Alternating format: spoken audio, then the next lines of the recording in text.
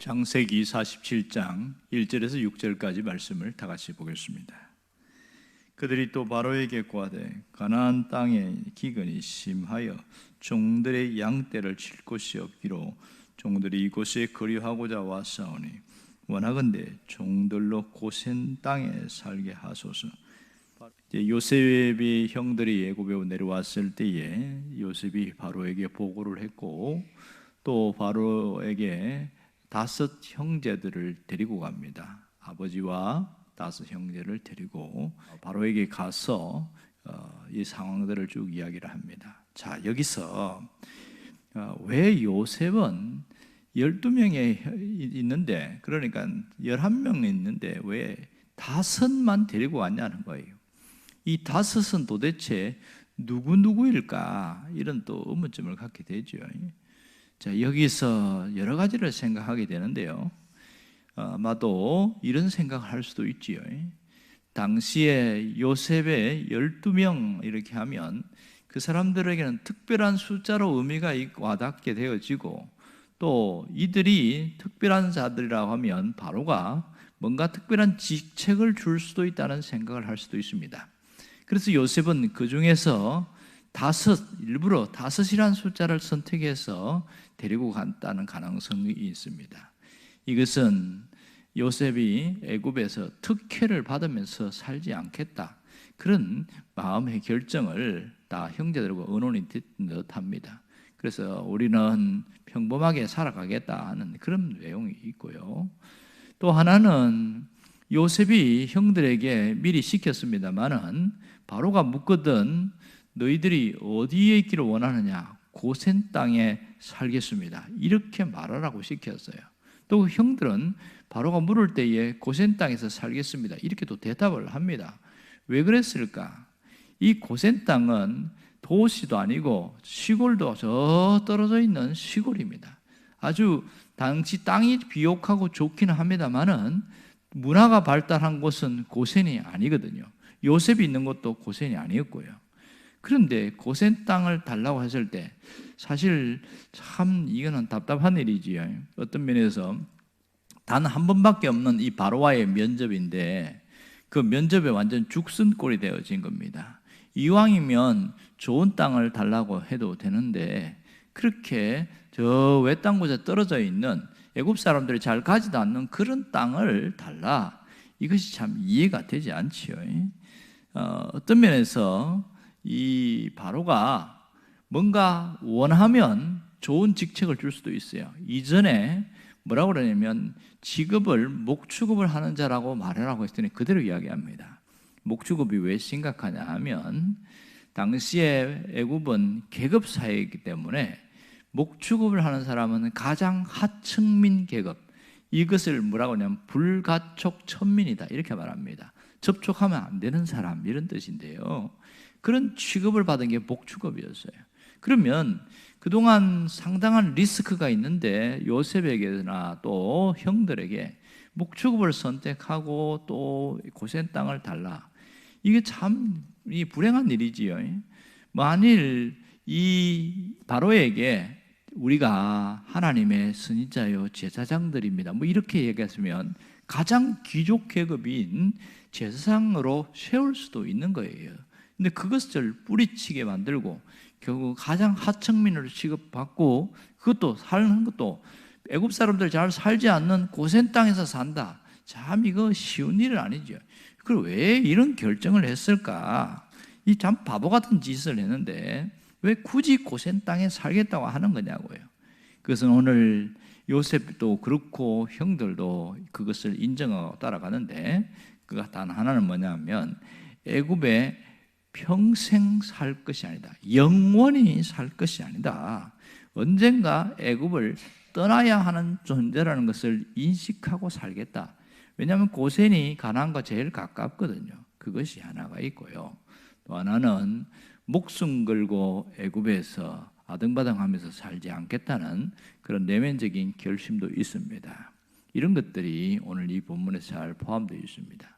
하나님은 오늘 우리가 이들의 모습을 보면서 무슨 말씀을 하기를 원하실까요? 우리가 이 세상을 살아가면서 세상에 너무 목숨 걸고 살지 말라는 거지요. 세상이나 세상에 있는 것에 소망을 두고 살면 우리가 가장 소중하게 여겨야 되는 천국 소망이 희미해진다는 겁니다. 세상에 목숨 걸면, 세상에 미련을 두고 살면 천국 소망 자체가 흐릿해진다. 이것을 우리가 깨닫기를 원합니다.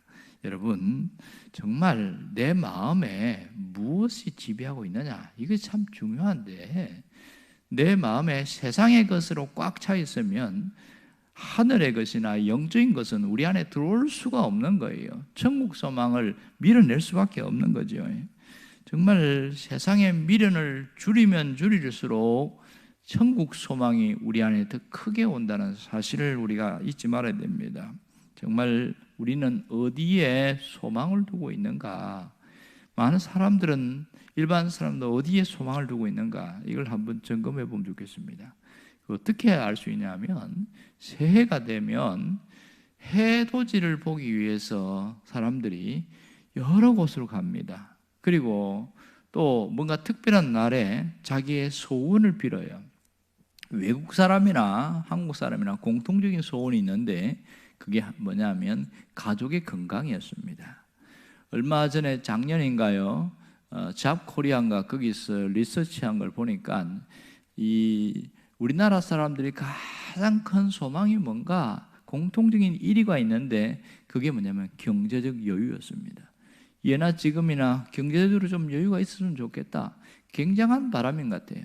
젊은 사람들은, 취업을 못한 사람들은 취업이 최고의 소망이었고, 또 직장 생활하는 사람들은 이직하는 게 소망이더라. 뭐 이런 얘기를 많이 합니다. 자, 우리가 이 세상을 살아가면서 세상의 것에 너무 집중되어 있는 경우가 굉장히 많습니다. 사실은 필요한 거긴 한데 여기에서 멈추기 때문에 문제가 되는 것이지요.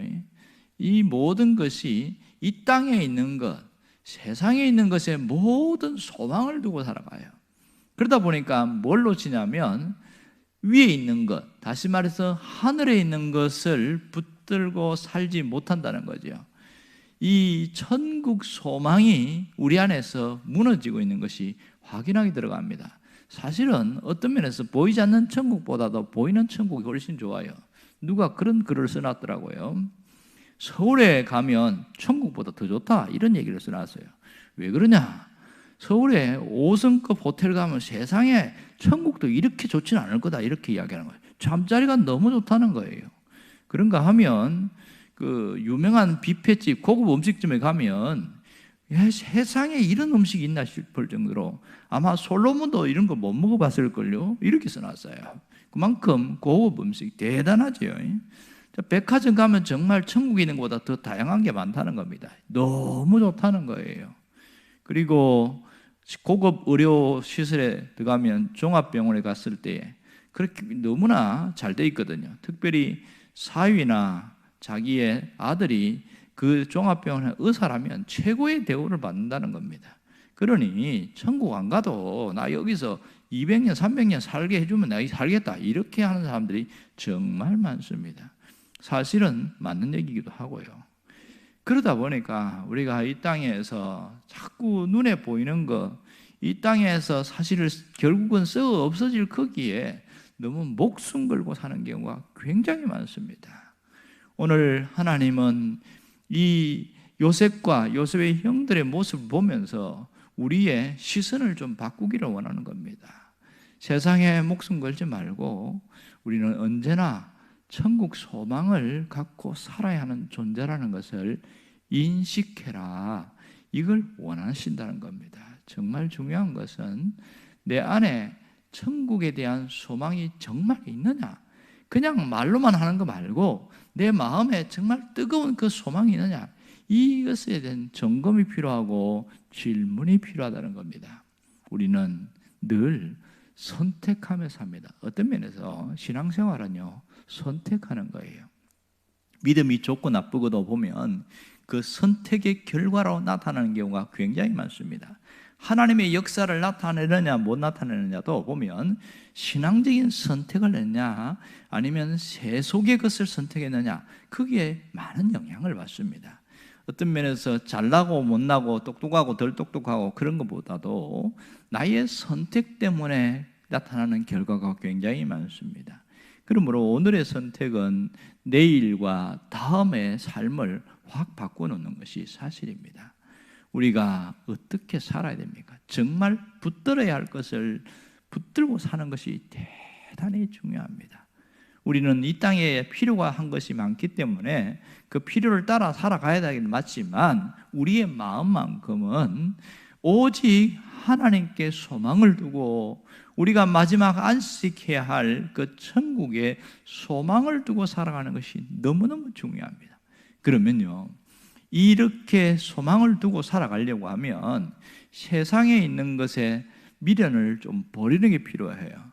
너무 세상의 것에 집착하는 사람은요, 절대로 천국 가기 싫어합니다. 어떤 분이 물었어요.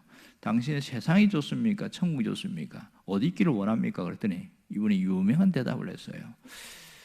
천국도 가고 싶긴 한데 이 땅이 천국 같아서 둘 다 가고 싶어요. 이렇게 하는 거예요. 둘 다 어떻게 사람이 있겠어요? 그만큼 사람이 욕심이 많다는 거지요. 욕심을 좀 줄여야 됩니다. 그래서 좀 단순하게 살아가고 단조롭게 살아가는 그 삶이 너무너무 중요한 것이죠.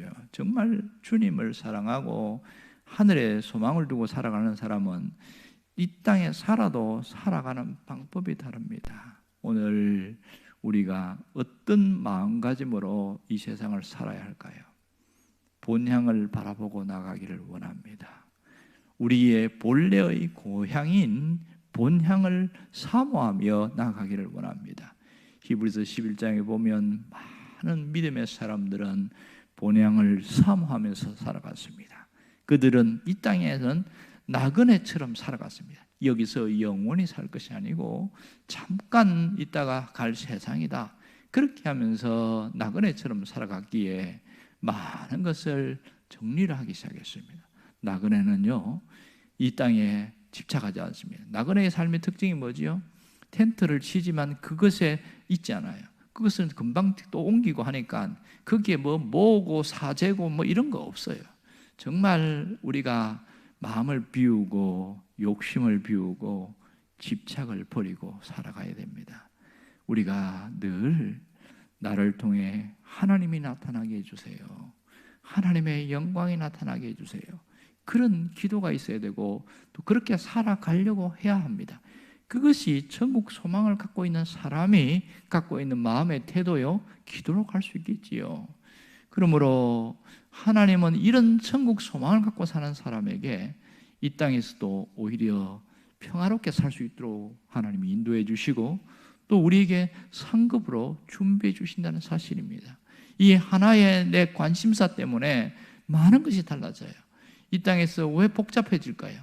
너무 내가 어디에 집착하고 있느냐, 이것을 깊이 생각하고 천국의 소망을 두며 살겠다고 결단하는 여러분 되길 주의 이름으로 축원합니다. 기도하겠습니다.